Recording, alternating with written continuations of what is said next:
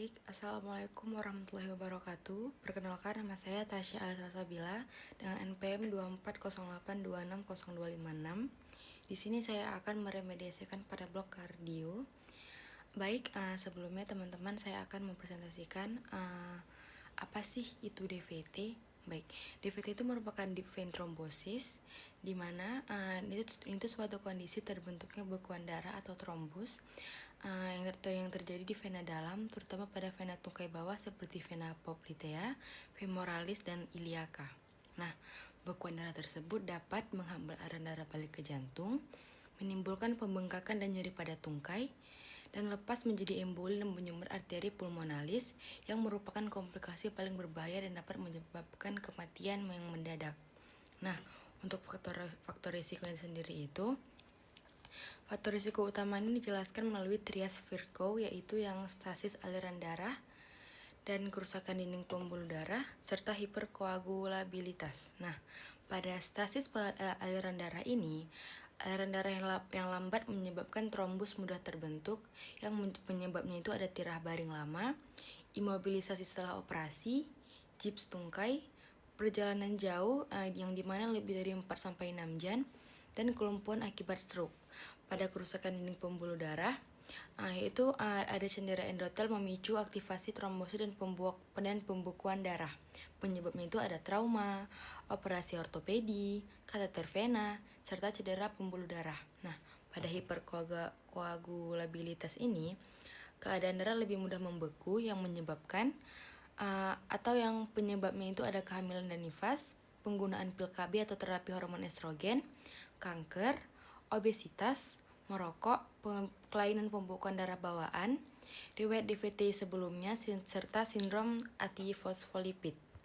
Ada juga faktor risiko lainnya itu ada usia di atas 60 tahun, ada riwayat gagal jantung atau sedang mengalami gagal jantung, penyakit ginjal, penyakit inflamasi kronik, infeksi berat misalnya seperti sepsis, serta COVID-19. Nah, untuk manifestasi klinisnya atau gejalanya ini, tidak semua pasien ini mengalami gejala.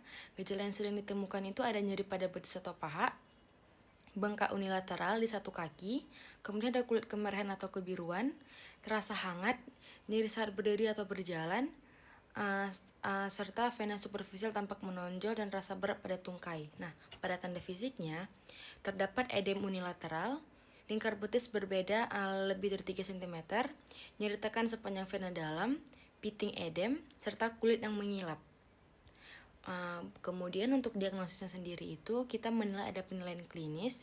Kita menggunakan skor Wells untuk DVT yang digunakan untuk menentukan probabilitas DVT. Nah, interpretasinya itu jika lebih atau lebih dari 3, maka ini merupakan risiko tinggi.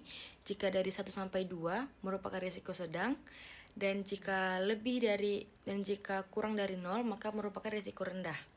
Parameter Wells-nya ini antara lain ada kanker aktif, paralisis atau imobilisasi, tirah baring yang lebih daripada 3 hari, operasi besar kurang dari 12 minggu, nyeri sepanjang vena dalam, bengkak seluruh tungkai, edem unilateral, vena kolateral superficial, ada riwayat DVT, dan juga ada diagnosis lain lebih mungkin. Kemudian untuk pemeriksaan di dimernya sendiri, ini merupakan hasil degradasi fibrin yang merupakan jika sensitifnya tinggi atau spesifisitasnya itu yang merupakan rendah. Untuk interpretasinya itu, jika D-dimer negatif ditambah dengan risiko rendah, merupakan DVT hampir dapat disingkirkan. Jika D-dimernya tinggi, ini tidak langsung berarti DVT karena juga meningkat pada infeksi, kehamilan, operasi, trauma, dan kanker. Kita juga menggunakan USG Doppler. Ini merupakan gold standar untuk diagnosis DVT untuk menilai kompresibilitas vena, apakah adanya trombus serta aliran darah. Jika vena tidak dapat dikompresi, kemungkinan besar terdapat trombus. Kemudian kita juga menggunakan CT venografi atau MR venografi, dilakukan bila USG tidak jelas, dugaan trombus vena iliaca, pasien obesitas, serta evaluasi pelvis. Kita juga menggunakan venografi kontras. Ini juga merupakan gold standard yang klasik, tetapi kini jarang dilakukan karena invasif.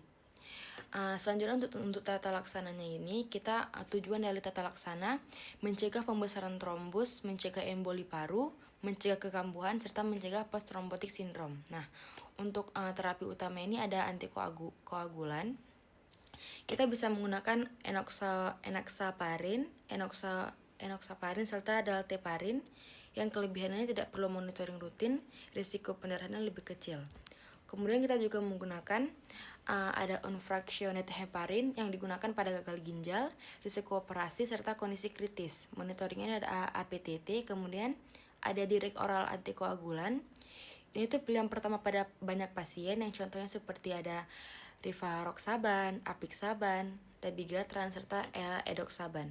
Nah, kemudian kita juga bisa menggunakan untuk non-farmakologinya itu ada stocking kompresi yang digunakan untuk mengurangi edem, mengurangi nyeri, serta menurunkan risiko post-thrombotic syndrome pada pasien tertentu.